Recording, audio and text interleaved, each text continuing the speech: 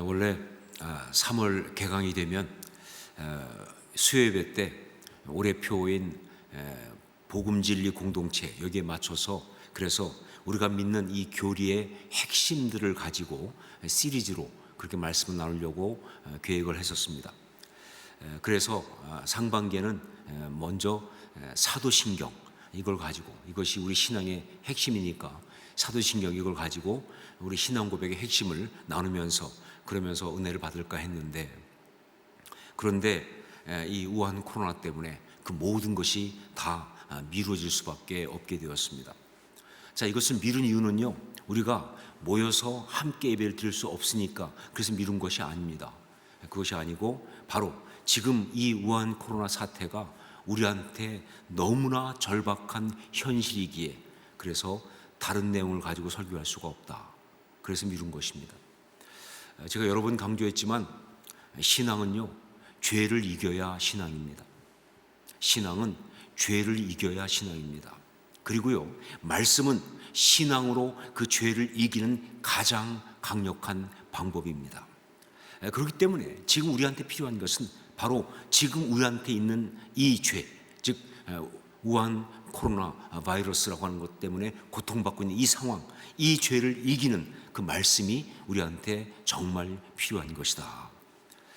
여러분, 그런데 우리가 알 것이 뭐냐면 지금 우리에게 이 우한 코로나 바이러스만 바이러스가 아니라는 거예요. 지금 바이러스 때문에 우리가 고통을 겪고 있는데 사실 우리를 고통스럽게 하는 바이러스는 우한 코로나 바이러스만이 아니에요.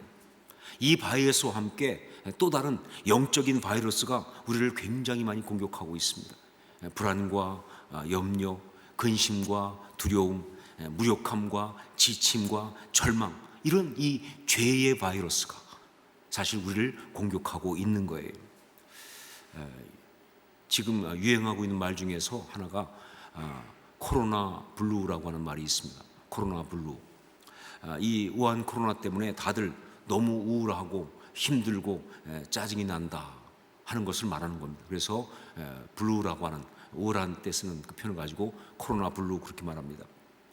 계획했던 것이 다 망가지고 앞으로 어떻게 될지 모르는 것 때문에 오는 스트레스, 그것 때문에도 힘들지만 아주 실제적으로는요, 뭐 봄이 왔는데 밖에 나가지도 못하고 사람들을 만나서 교제해야 되는데 그것도 못하고 또 아이들은 아이들대로 집에만 갇혀 있으니까 계속 스트레스가 쌓이고 또 그것 때문에 또 엄마들은 아이들을 또 하루 종일 봐야 되고 또 밥도 세 끼 다 해줘야 되고 또 아이들하고 있어야 되니까 자기 시간도 가질 수 없고 그래가지고 정말 아주 스트레스가 심한, 그래서 모두가 우울하고 모두가 예민하고 모두가 짜증이 난 그런 상태, 이것이 바로 코로나 블루라고 하는 그런 그 상태입니다. 정말 실감나는 표현이죠. 자, 그런데 사실 이런 식으로 어떤 그런 이 바이러스의 공격을, 죄의 바이러스 공격을 받는 것은요, 이런 심리적인 것만이 아니라 사실은 또 영적인 바이러스는 정말 더 심합니다. 우리가 보이지도 않고 알지 못하지만 영적으로 말이에요, 지금 사실 굉장한 바이러스가 우리를 공격하고 있어요. 우리의 믿음을 흔들고 우리의 삶을 흔들고 우리가 정말 신뢰하는 사람들과 관계를 흔드는 영적인 바이러스 공격도 만만치 않다 하는 것이죠. 자, 그래서 우리는 다른 어떤 때보다 지금 말씀이 필요한 겁니다. 죄를 이기는 신앙의 그 능력을 온전히 누릴 수 있는 그런 말씀이 우리에게 필요한 거예요. 그래서 주일 예배 때도 물론 이 코로나 바이러스에 대한 그런 모든 그런 말씀들을 나누고 있지만 수요 예배 이때도 당분간 죄를 이기는 신앙, 우리의 믿음에 대해서 말씀을 나누기를 원하는 것이죠. 그 가운데 지난 수요일에는요, 우리가 종말론적인 신앙을 나누었습니다. 종말론적인 신앙. 예, 그래요. 정말 이 지금 상황, 뭐 신천지 이단 때문에도 그렇고 하지만 정말 지금 이 상황에서 정말 전염병 같은 이 죄의 공격에서 이 모든 걸 이길 수 있는 너무 중요한 신앙이 있다고 한다면 그것이 바로 종말론적인 신앙. 그것이기 때문에 지난주에 종말론적인 신앙을 나눴습니다. 오늘은 또 한 중요한 신앙을 나누려고 하는데 그게 바로 뭐냐? 그게 바로 십자가 신앙입니다. 십자가 신앙. 그래요. 종말론적 신앙만큼이나 지금 우리에게 정말 중요한 신앙, 죄를 이기는 그 신앙은 바로 십자가 신앙입니다. 특히 이 우한 코로나 바이러스로 고난을 당하고 있는 우리에게 이 십자가 신앙이 절대적으로 중요한 까닭은요, 성경이 바로 이런 죄의 바이러스를 이기는 방법은 오직 십자가 신앙밖에 없다고 그렇게 분명하게 말하고 있기 때문에 그렇습니다. 요한복음 3장을 보면 니고데모라는 사람이 예수님을 찾아온 이야기가 있습니다. 근데 그 니고데모는요, 그 당시 바리새인이고 또 산헤드린의 멤버이기 때문에 소위 말하면 그 시대의 상위 1% 안에 들어가는 사람, 정말 성공적인 삶을 사는 그런 사람이었어요. 근데 그 사람이 밤에 예수님을 찾아온 거예요. 이게 뭘 말하느냐? 이 사람은요, 겉으로 볼 때는 모든 것을 다 가지고 있는, 별로 걱정이 없어 보이는, 근심이 없어 보이는 성공적인 삶을 사는 사람처럼 보이지만 그 속에 어쩌면 자기도 모르는 어떤 밤에 예수님을 찾아올 수밖에 없을 만큼 어떤 그런 삶에 대한 고민, 그리고 자기의 죄성에 대한 절망감, 어떤 삶의 방향을 잃어버리는 어떤 그런 허무함, 이런 것들이 있는 그런 사람이었다 하는 것이죠. 그래서 요즘 유행하는 말대로 한다면 니고데모 그 사람은 뭐냐? 일종의 무증상 감염자였다, 이렇게 볼 수가 있는 것이죠. 무증상 감염자였다. 죄의 바이러스에 감염되었는데 자기는 잘 모르고 있는, 언뜻 볼 때는 일종의 무증상 감염자였다. 제가 이렇게 말하니까 혹시 여러분 생각에 유 목사님 무슨 근거로 그렇게까지 말합니까? 그 사람이 죄의 바이러스에 감염된 그런 무증상 감염자라고 말하는 것은 너무 심하게 갖다 붙인 거 아니냐, 이렇게 혹시 여러분들이 생각할 수 있는데 절대로 아닙니다. 이건 비약도 아니고요, 제가 갖다 붙인 것도 아니에요. 물론 제가 가끔 갖다 붙이긴 하지만 이건 아닙니다. 이건 그냥 갖다 붙인 게 아니라 정확한 이야기예요. 성경이 정확하게 증거해주고 있기 때문에. 보십시오. 이 사람이 밤에 찾아왔을 때, 그래서 정말 예수님께 구한 게 뭐냐면 하나님의 나라. 무슨 얘기냐? 지금 현실의 이 고통에서 구원받을 수 있는 그 진리, 그것을 갖다가 구하면서 질문을 한 거 아닙니까? 그때 예수님께서 그에게 주신 대답이 뭡니까? 성령으로 거듭나는 것. 성령으로 거듭나는 것이라고 하는 정말 구원의 핵심 같은, 고쳐 쓰는 거 아니에요. 노력한다고 되는 것이 아닙니다. 성령으로 거듭나야 되는 거예요. 정말 기가 막힌 구원의 어떤 그런 비밀을 말씀해 주신 거예요. 자, 그런데 예수님은 거기서 끝내지 않았다는 거예요.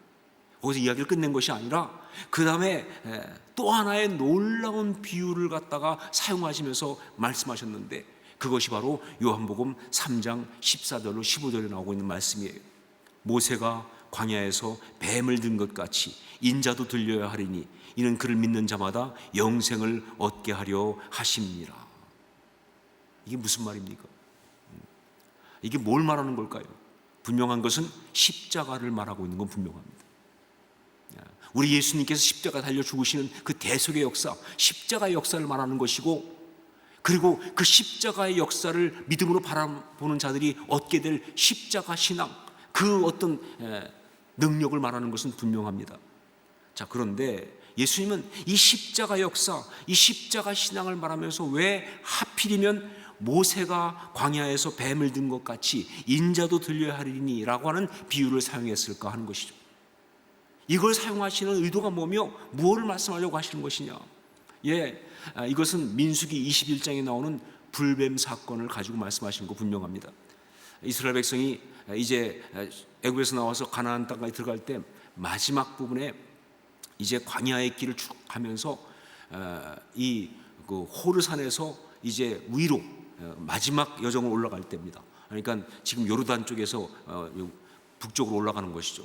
자, 그런데 그 호르산에서 이제 쭉 모압 쪽으로 올라가는 그 길은요, 직선으로 가면 참 길도 좀 괜찮고 그리고 빠른데, 그런데 거기 중간에 딱 에돔이 버티고 있는 거예요.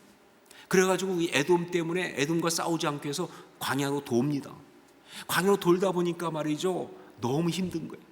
그동안 광야를 걸으면서 힘들었던 게 다시 막 올라와가지고 성경에 표현해 보니까 이스라엘 백성들이 마음이 상했다 이렇게 됐어요. 마음이 상했다. 무슨 얘기냐? 지금 우리들 쓰는 말로 하면 삐졌다, 그런 얘기입니다. 그런데 이건 그냥 단지 그냥 마음이 삐졌다는 것이 아니라 사실은 뭐냐면요, 영적 면역력이 떨어졌다는 뜻입니다. 사람이 말이죠, 마음이 상하고 마음이 삐지면요 영적으로 면역력이 떨어집니다. 자, 그러면요 바로 거기서 뭐냐면요, 그 안에 있는 죄의 바이러스가 발동되기 시작합니다. 그래서 그들은요 그 상황에서 하나님과 모세를 향한 원망이라고 하는 죄의 바이러스를 발동돼 가지고 늘 하던 대로, 늘 하던 레파토리대로 이렇게 말합니다. 어찌하여 우리를 애굽에서 인도해 내어 이 광야에서 죽게 하는가? 40년 동안 떠들었던 이야기. 어찌하여 우리를 애굽에서 인도해 내어 이 광야에서 죽게 하는가? 이곳에는 먹을 것도 없고 물도 없도다. 우리 마음이 이 하찮은 음식을 싫어하노라. 정말 악한 마음, 악한 어떤 죄의 바이러스에 감염된 그런 어떤 말들을 뱉어내면서 막 그냥 그렇게 원망하고 있을 때, 그때 하나님께서 그들을 징벌하시기 위해서 불뱀을 보냈는데, 광야에 있는 아주 굉장히 무서운 독사죠. 불뱀을 보냈는데 이 불뱀이 사람들을 물기 시작했어요. 그래서 사람들이 정말 그 불뱀에 물려가지고 그 독으로 이제 죽어가게 된 거예요. 저는 이렇게 생각합니다. 여기서 말하는 이 불뱀, 그 독은요 사실은 어떤 거냐, 바로 조금 전에 그들이 하나님 앞에 원망하며 표출했던 그 죄의 바이러스의 또 다른 모습이다. 그러니까 이렇게 말할 수 있어요. 죄 때문에 그들은 죄 가운데 죽어가는 것이다. 그게 죄예요. 그 죄성이 또 이 불뱀의 독에 물린 것 같은 그런 모습으로 나타난 어떤 그런 이야기다. 영적인 어떤 상징과 어떤 영적인 의미가 있는 것이죠. 자, 그때 그들이 그런 상태에서 이제 하나님께 회개하고 기도하고 부르짖으니까 그들을 구원하시기 위해서 하나님이 그들을 치료하시려고 하신 것이 뭐냐?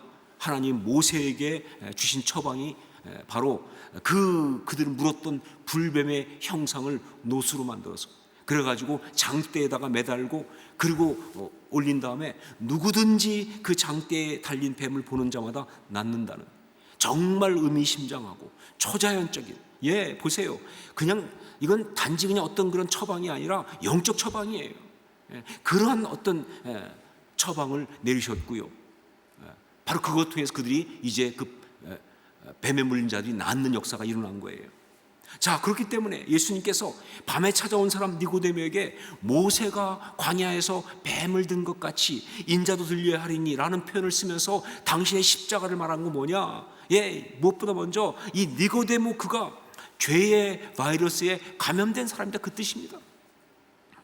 그 속에 있는 고민, 그 속에 있는 어떤 삶의 아픔, 이것은 죄의 바이러스에 감염된 사람이에요. 그리고 그 죄의 바이러스에서 고침받는 길은 뭐냐? 오직 십자가 신앙밖에 없다 하는 것을 갖다가 말씀하시는 그런 뜻인 거예요. 바로 그래서 오늘 우리는 그 십자가 신앙을 붙들어야 합니다. 이 우한 코로나 이 바이러스 이 사태 속에서 말이죠, 그것 때문에 또 영적으로 죄의 바이러스가 정말 우리를 공격하고 그러면서 우리를 정말 힘들게 하는, 그래서 우리 마음을 상하게 하고 아프게 하고 고통스럽게 하는 이 상황에서 우리가 치유받으려면 다른 게 없어요. 십자가 신앙, 바로 그것을 붙들어야 한다 하는 것이죠. 예수님 말씀하신 대로 십자가 신앙. 자, 그러면 십자가 신앙, 그것은 무엇인가? 어떤 신앙의 모습이 십자가 신앙인가? 이걸 너무나 잘 보여주는 것이 바로 갈라디아서의 마지막 부분인 오늘 말씀이에요. 왜냐하면 이 오늘 말씀, 특별히 갈라디아서는요, 바울이 정말 치열한 싸움을 하거든요. 그런데 그 치열한 싸움을 하면서 이제 그 싸움을 갖다가 결정을 이기는 마지막 어떤 그런 그 결정타로서 십자가 신앙을 말하고 있어요. 그러니까 십자가 신앙이 여러 가지가 있겠지만 여기서 말하는 십자가 신앙은 죄와 죄의 바이러스와 싸워 이기는 능력으로서의 십자가 신앙이에요. 그래서 이게 정말 우리에게 중요한 거예요. 우리 14절 말씀을 함께 읽도록 하겠습니다. 14절 같이 읽습니다. 그러나 내게는 우리 주 예수 그리스도의 십자가 외에 결코 자랑할 것이 없으니 그리스도로 말미암아 세상이 나를 대하여 십자가에 못 박히고 내가 또한 세상을 대하여 그러하니라. 우리 주 예수 그리스도의 십자가 외에 결코 자랑할 것이 없으니, 다른 것은 없다는 것입니다. 오직 예수 그리스도의 십자가 그 한 가지만이 이 세상의 죄성이라고 하는 이 죄의 바이러스를 이길 수 있는 영적인 백신, 영적인 처방이라는 거예요. 영적인 치료제라고 하는 거예요. 저는 개인적으로 이 십자가 비밀, 이걸 깨달으면서 정말 너무 감동하고 감격했던 적이 있습니다. 예, 한번 성경 공부 읽다 보니까 거기서 나왔지만 이 구약의 말씀에 그 하나님의 모략이라는 게 나와요. 모략. 이걸 갖다가 히브리어로 애자 그러거든요. 여러분 예수님의 예언 가운데 모략의 신이요 이렇게 나오잖아요. 그 모략입니다. 애자라는. 그런데 바로 십자가가 바로 우리 하나님의 애자, 즉 모략이에요. 이거는 진짜 기가 막힌 모략이에요. 죄가 정말 그 사단 마귀가 죄를 가지고 사람들을 잡은 다음에 그러면서 정말 사람들을 그 죄 가운데 다 묶어놓고 아무도 빠져나갈 수 없게 만드는, 그 죄에 매여가지고 누구도 벗어날 수 없게 만드는 그런 상황 속에서 정말 하나님께서 당시의 백성을 구원하시기 위해서 모략을 펼치셨는데, 그게 뭐냐? 사탄 마귀가 상상도 못한 방법이죠. 뭐냐면 하나님이신 예수 그리스도께서 이 땅에 오셔가지고, 그래서 뭐예요? 그 죄 아래서 당신이 죽으시는 거예요. 생각이나 해봤겠습니까? 아니, 어떻게 하나님이 죽을 수가 있어요? 그런데 하나님이 스스로 죽으신 거예요. 그러면서 죄의 값을 다 갚아주시는 거예요. 죄의 모든 것들 다 처리하시는 거예요. 그러면서 그걸 다 처리하고 나서 당신의 백성을 이제 믿는 자는 구원시키는 그 역사는요, 이거는 진짜 기가 막힌 모략이에요. 우리 하나님께 행하신 기가 막힌 모략. 이게 십자가의 비밀입니다. 제가 정말 그 성경 탐구하면서 그 얘기했지만, 예수님이 십자가 지실 때 이게 정말 기가 막힌 구원의 길인 거 알지만 사탄 마귀가 막고 싶어도 막을 방법이 없잖아요. 마귀는 원래 안 죽겠다는 사람 죽이는 것은 할 수 있어도 죽겠다는 분 못 죽게는 못하는 거예요. 왜? 대신 죽겠다는데 말이죠. 생명을 내어주시겠다는데 어떻게 말려요, 이것들이. 그래서 결국은 이 역사가 일어나는 거 아닙니까? 정말 아무리 생각해도 기가 막힌 놀라운 역사예요. 자, 그런데 이런 그 하나님의 애자, 즉 이 모략을 갖다가 다른 각도에서 본다면요, 이게 바로 백신이에요. 죄의 바이러스를 이기는 백신. 뭐 저는 뭐 잘 모르지만 그래도 제가 아는 상식으로는 이 원래 바이러스의 백신은 뭐냐? 그 바이러스에 감염되면서 만들어진 항체 아닙니까? 예수 그리스도께서 친히 십자가에 달리심으로써 죄의 바이러스를 이길 수 있는 그런 항체를 만들어내셨잖아요. 그렇기 때문에 이제 뭐예요? 그 예수님을 주로 고백하고 믿는 사람들은요, 그 십자가 신앙을 가진 사람들한테는요, 그 백신이 다 해당되는 거 아니냐, 그 말이에요. 그래서 죄를 이길 수 있는 역사, 이게 바로 하나님의 기가 막힌 모략인 것이죠. 예, 십자가는 죄의 바이러스를 이길 수 있는 바로 백신입니다. 치료제입니다. 그러니까 십자가 신앙, 그게 대답이에요. 지금 이 우한 코로나로 인해서 정말 야기된 이 죄의 바이러스 공격 가운데서 정말 여러 가지 방면이 올 거예요. 그런 가운데서 말이죠, 우리가 그걸 이길 수 있는, 그것이 어떤 두려움이든, 그것이 경제적인 어떤 힘든 것이든, 관계 어려움이든, 무엇이든 간에 정말 그 모든 걸 이길 수 있는 그런 어떤 신앙이 있다고 한다면 그것은 바로 십자가 신앙이다. 이 죄의 바이러스를 이길 수 있는 백신이니까 하는 것이죠. 자, 그러면 구체적으로 어떤 신앙의 모습이 십자가 신앙인가? 십자가 신앙을 붙들고 죄의 바이러스를 이기는 그 신앙은 어떤 신앙의 모습인가? 이것을 위해서 오늘 말씀에 한 바울 사도의 결정적 선언과 같은 말씀을 볼 필요가 있습니다. 17절 말씀을 함께 읽겠습니다. 17절 같이 읽습니다. 이후로는 누구든지 나를 괴롭게 하지 말라. 내가 내 몸에 예수의 흔적을 지니고 있노라. 예, 말씀의 톤을 보면 알겠지만 이거는 죄의 바이러스의 공격을 결정적으로 이기고 끝장내는 신앙의 선포입니다. 이후로는 누구든지 나를 괴롭게 하지 말라. 내가 내 몸에 예수의 흔적을 지니고 있노라. 더 이상 괴롭게 하지 말라는 거예요. 죄의 바이러스 아무리 그것이 기승을 부리고 난리를 쳐도 나는 너 그 모든 걸 이길 수 있는 그러한 예수의 흔적을 내 몸에 가지고 있다는 거예요.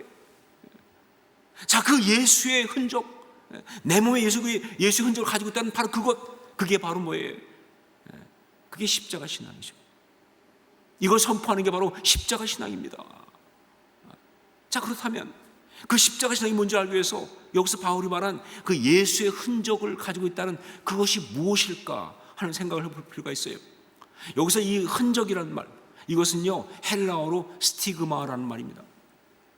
근데 이 스티그마는 어떤 거냐? 원래는요 그 노예에게 낙인을 찍는 것이 스티그마예요. 노예가 있으면 그 노예가 누구 소속이라는 것 때문에 낙인을 찍지 않습니까? 그게 바로 스티그마예요. 그러니까 예수의 흔적을 가지고 있다. 무슨 얘기예요? 나는 예수 그리스도의 노예라고 하는, 예수 그리스도의 소유라고 하는 그 낙인이 내 몸에 찍혀 있는 사람이다, 그 얘기예요. 나는 예수 그리스도의 노예라고 하는 그 낙인이 찍혀 있는 사람이라고. 그러니까 너희들 더 이상 괴롭게 하지 마. 죄의 바이러스를 끝장낸 이야기예요. 말씀드린 이게 십자가 신앙이에요. 자기가 예수 그리스도의 것이라는 그 낙인을 선포할 수 있는 신앙, 그게 십자가 신앙이에요. 그것만을 자랑하는 신앙, 그게 십자가 신앙이에요. 자, 그것이 구체적으로 무엇인지, 어떤 신앙의 모습인지 이것을 알기 위해서, 그럼 여기서 말한 바울이 그 말한 흔적이라는 게 뭘 말하는지 사실 잘 모르거든요. 그래서 주석 같은 거 보면요, 이거에 대해서 굉장히 논란들이 많습니다. 내 몸에 내가 예수의 흔적을 가졌다, 뭘 가지고 말했을까? 막 여러 사람들이 막 이거 얘기하고, 아마 이거 가지고 박사학위 받은 사람도 굉장히 많을 거예요. 그런데 대략 정리를 해보면 세 가지 정도가 가능합니다.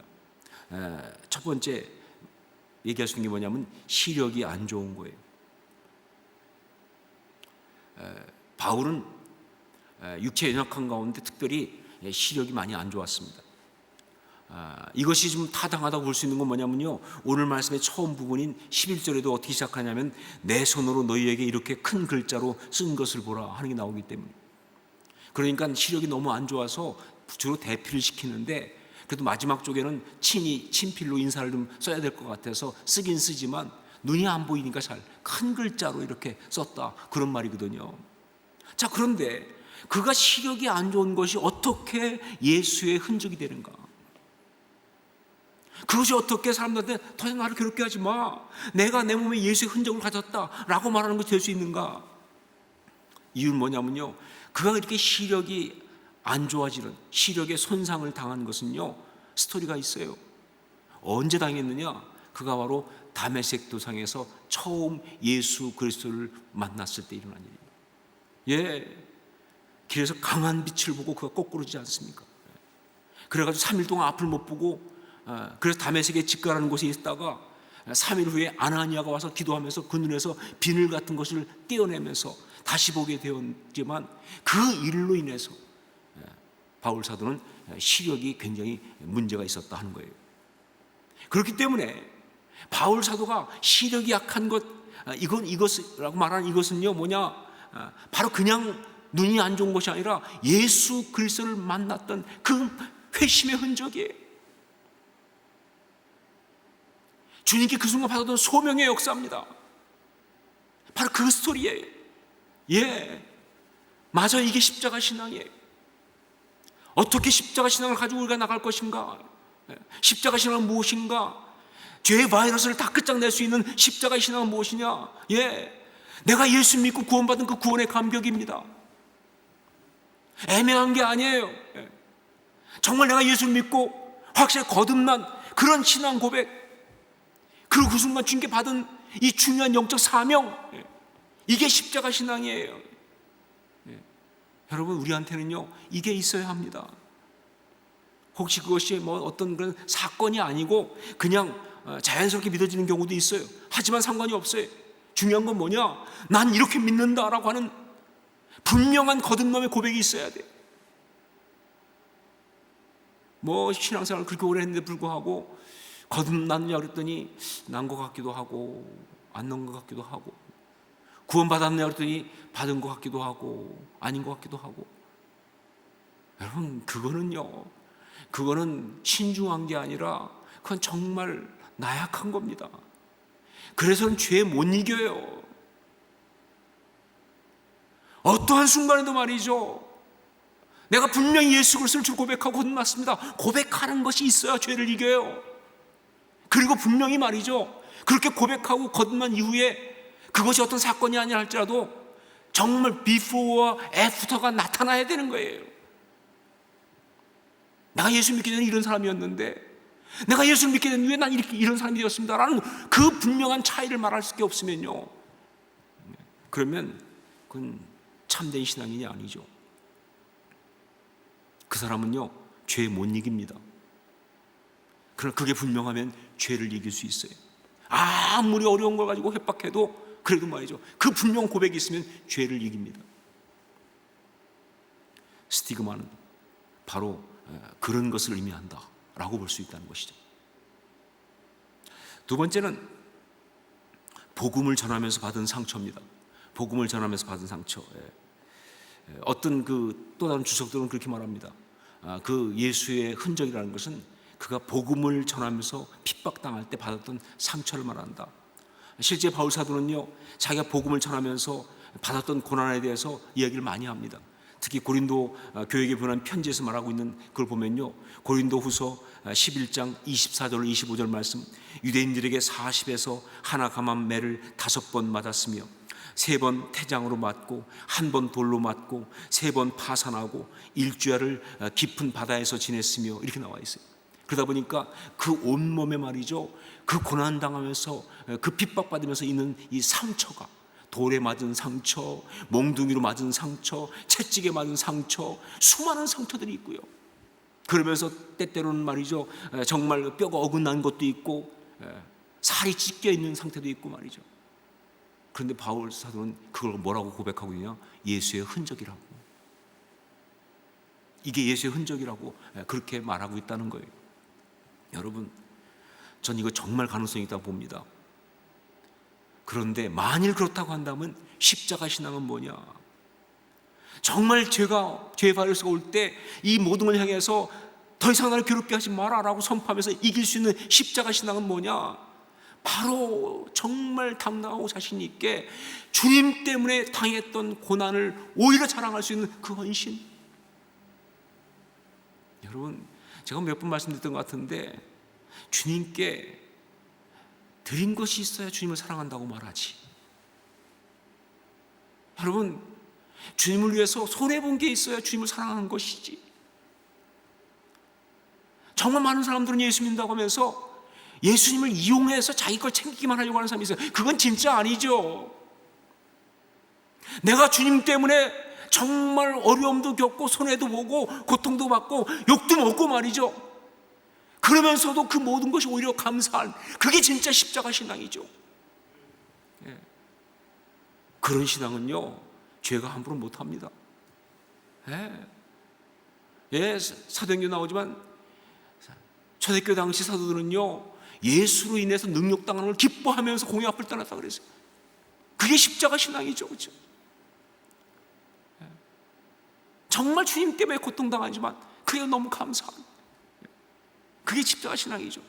그걸 자랑할 수 있는.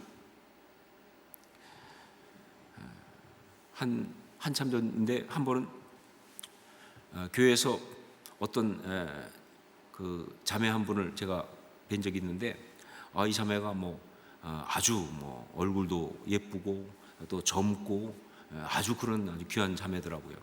그런데 그 자매하고 이렇게 딱 보는데 보니까 이 자매가 목에 굉장히 좀 흉한 상처가 있더라고요. 목에. 딱 보니까 목에 상처가 있는데 보통 그러면 또 이렇게 좀 가리거나 그럴 텐데 그냥 그 자매는 그냥 와서 얘기하는데 자꾸 이게 좀 거슬리는 거예요, 제가요. 그래서 그런데 또 얘기하면 그분이 또 너무 상처받을까 말도 못하고, 또 제가 또 한 배려하기 때문에 또 그걸 못하고 그냥 이따가 도저히 안 될 것 같아서 물어봤어요, 그 자매한테. 아니, 내가 하나 물어봅시다. 그 목에 그 상처가 뭐냐? 그랬더니 이 자매가 이거요? 그러면서 아주 얘기한 게 뭐냐면, 이건 바이올린 하는 것 때문에 생긴 거예요. 이 자매가 바이올리니스트예요. 이게 바이올린을, 이게 맞나? 바이올린 너무 많이 하다 보니까 이 목에 상처가. 근데 이 자매는요, 이걸 부끄러워하지 않고 기뻐해요. 자랑스러워해요. 난 상처를 그렇게 자랑스러워하는 사람 처음 봤어요. 아니 시커멓게 막 이쪽이 죽었는데, 근데 뭐 자랑스럽게 바이올린 때문에. 여러분, 예수 믿는 사람은요, 예수님 때문에 당한 고난의 이야기를 그렇게 자랑할 수 있어야 합니다. 아니 그런 게 있어야 돼요. 그런 게 없으면요 죄에 못 이깁니다. 정말 내가 힘들었지만, 그러나 정말 주님 때문에, 주님을 위해서, 주님을 사랑하기 때문에 견디고 버티고 그러면서 깨지고 망가졌던, 아팠던 그 모든 이야기는요 십자가 신앙을 이루는 거예요. 그러면 이제 죄의 바이러스가 와서 어떻게 할 수가 없어요. 아니 고난을 기뻐하는데 말이죠, 뭐 어떻게 협박을 하겠습니까 그게. 그리고요 바로 그런 것들은요 정말 이 땅 가운데서 우리가 어떤 자리에 있든 간에 세상이 줄 수 없는 하늘의 평강으로 우리 가슴을 채워요. 정말 그래요. 뭐 예수 믿고 그래서 세상적으로 내가 뭐 반응을 잃었어도요 그것 때문에 오히려 더 주님을 사랑하는 그 마음이 더 가득하고 감사한 것, 이게 신앙의 이야기입니까? 십자가 신앙은 바로 그런 것이다. 세 번째는 조금 특이하지만 성흔이라고 하는 겁니다. 성흔. 전통적으로는요 이 바울이 여기서 내가 예수의 흔적을 가졌다라고 말할 때 그것이 바로 실제 그의 몸에 예수님의 성흔이 있는 것이다라고 하는 견해가 굉장히 강했습니다. 지금은 많이들 지지하지 않지만 실제로 그런 것이 있었다는 거예요. 옛날에 또 그런 영적인 역사들을 많이 얘기합니다. 무슨 얘기냐? 어떤 사람은요 손에 예수님의 못자국이 빨간 핏자국으로 맺히는 사람이 있어요. 성흔이에요. 발에도 그런 사람이 있고, 어떤 사람은 옆구리가 창에 찔린 자국이 그렇게 나타나는 사람이 있어요. 어떤 사람은 이 이마에 가시 면류관처럼 피가 흐르는 것처럼 그렇게 되는 사람도 있고요. 이런 어떤 정말 설명할 수 없는 성흔, 그것이 굉장히 많이 나타나는 경우가 있었습니다. 바로 예수의 흔적을 가졌단 말은 그것이 아닐까라는 그런 해석들을 하는 것이죠. 자, 그렇다면 이 성흔은 도대체 언제 나타나느냐? 두 가지 경우에 나타난다고 되어 있습니다. 하나가 뭐냐? 영적으로 예수 그리스도를 아주 신비롭게 체험했을 때, 정말 세상이 이해할 수 없는 방법으로 주님을 체험했을 때, 정말 그래서 주님과 거룩한 연합을 했을 때, 그때 나타나는 것이 바로 성흔이라는 거예요. 어떤 사람은 얼굴에 광채가 나기도 하고, 정말 십자가의 어떤 형상이 나타나기도 하고, 물론 신비주의적인 요소가 있습니다. 그래서 조심스러운 건 맞아요. 하지만 실제 이런 성흔이 나타나는 경우가 신앙인들에게 있었던 건 분명한 사실입니다. 전 그리고요 개인적으로는요 정말 우리 모두가 할 수만 있으면 이렇게 주님을 체험하고 이런 성흔이 있었으면 좋겠다. 얼마나 사모합니까? 예수님을 정말 신비롭게 체험하게 되면요 얼굴에 마치 모세의 얼굴에서 광채가 나듯이 그렇게 꺼풀이 벗겨지기도 하고, 어떤 그런 이 거룩한 흔적들이 나타나는 경우가 있다는 거예요. 그리고 또 한 가지는 언제 나타나느냐? 이 성흔이 바로 그의 영성과 내면이 온전히 예수 그리스도를 닮아갔을 때. 성 프란시스에 대해서 쓴 책을 보면요 그가 마지막 터키 쪽에 가서 막 기도하는데, 그렇게 고민하고 기도하고 주님을 사랑하는데, 그때까지 안 그러다 마지막 장면에서 막 기도할 때, 그때 그의 마음이 온전히 주의 마음이 되면서 그의 모든 영성이 정말 주님을 사랑하는 마음이 되었어요. 이것은 불교에서 득도라고 보통 얘기하겠죠. 그런데 그런 상태 딱 갔을 때 그 뒤에 이 후광이, 요즘은 아우라라고 말하는 그게 떴다는 거예요. 여러분 성화를 보면 뒤에 다 이 뒤에 형광등들이 있는데 그게 사실은 아우라잖아요. 후광이 떠 있잖아요. 바로 그것은요 그의 마음이, 그의 영성이 온전히 예수 그리스도를 닮아갔을 때 그때 뜨는 거예요. 예, 정말 예수의 마음을 품고 예수의 심장을 가지고 그 영성의 경지에 딱 올라갔을 때 그때 나타나는 게 성원이라는 거예요. 그것이 아니었을까? 자, 바울은 이 둘 중에 어떤 것일까? 잘 몰라요. 아마 둘 다일 수도 있습니다. 하지만 정말 이것은요, 십자가 신앙에 아주 중요한 메시지를 주고 있어요. 무엇이 십자가 신앙이냐? 무엇이 정말 죄의 바이러스를 향해서 이웃 나를 더 이상 괴롭게 하지 말라, 내가 내 몸에 예수의 흔적을 가졌다고 말하는 바로 그것인가? 라고 할 때 그건 바로 뭐냐면요, 예수 그리스도를 온전히 체험한 그 고백. 세상은 이해 못해도 괜찮아요. 그러나 정말 내가 예수를 체험한, 주님과 나만이 아는 그 만남,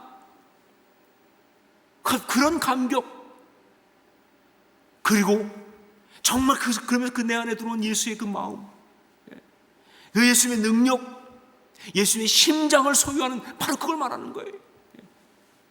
바울은 정말 이 부분을 너무 강조했습니다. 그래서 그는 빌립보서 1장 8절에서 이런 표현을 씁니다. 내가 그리스도의 심장으로 내가 너희를 어떻게 사랑하는지. 예, 그는 정말 예수를 미치도록 사랑했던 사람이에요. 예수님을 정말 닮고 싶어 했고요, 예수님과 정말 하나 되기 원했던 사람이에요.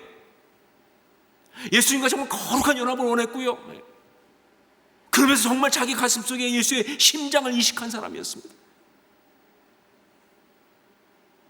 바로 그것이 성은이에요. 그게 바로 십자가 신앙입니다. 그 예수를 체험한 이 고백이 있으면, 지금도 내 안에 펄펄 뛰고 있는 예수의 심장이 있으면요, 어떤 종류의 죄의 바이러스 협박도 통할 수가 없어요.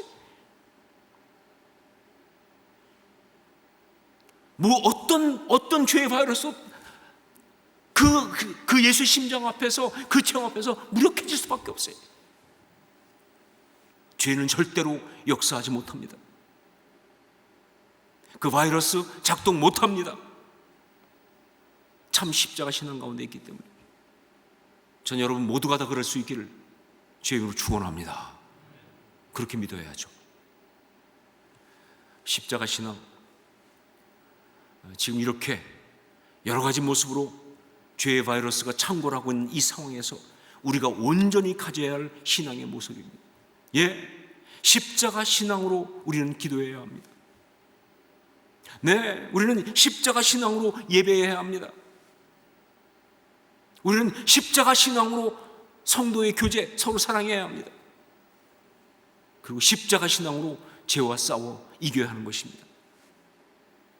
정말 모두가 다 자신 있게 이렇게 말했으면 좋겠습니다. 이후로는 누구든지 나를 괴롭게 하지 말라, 내가 내 몸에 예수의 흔적을 지니고 있노라 라고 말하고 넉넉히 이기는 주의 사람 다 될 수 있기를 주님으로 축원합니다. 기도하겠습니다.